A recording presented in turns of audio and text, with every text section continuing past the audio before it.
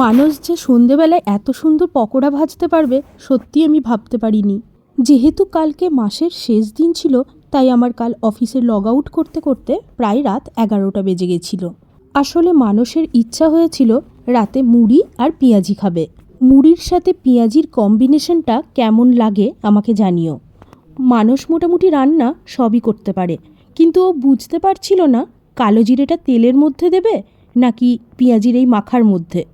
এটা ছিল কালকে আমাদের ডিনারের রেসিপি, কিন্তু মানুষ মোটামুটি প্রস্তুতি নিতে লেগেছিল সন্ধ্যের থেকেই। সন্ধেবেলায় রোজ এই মন্দিরের ঘণ্টার আওয়াজ কানে আসতেই মনটা শান্ত হয়ে যায়।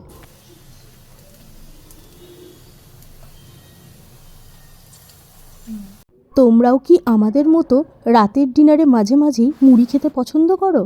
ন্যানো যেহেতু মুড়ি খেয়ে থাকতে পারবে না, সেই জন্য মা ওকে সুজি বানিয়ে দিয়েছিল। ও রাতের ডিনারে সুজি খেয়েছে, কিন্তু যেহেতু পাপা পকোড়া বানাচ্ছে তাই কিছু পকোড়া ওর জন্য রাখা হবে, যেটা ও রাতে শোয়ার আগে খাবে। পকোড়াগুলো কিন্তু দেখেই মনে হচ্ছে ভালোই মচমুচে হয়েছে। মানুষ কিন্তু মাঝে মাঝে এই রকমভাবেই একটা সুন্দর মানসিকতার পরিচয় দেয়, যেটা মনে রাখার মতো। যেমনটা ঠিক এই দিনে ঘটেছে। আমার যেহেতু অফিসের কাজ এতটাই বেশি, মায়েরও ব্যথাটা ভীষণ বেড়েছে, তাই কাউকে কিছু না বলে সোজা নিজেই ঢুকে গেছে রান্নাঘরে। আমার মুখের সামনে খাবারটাও এনে দিয়েছে।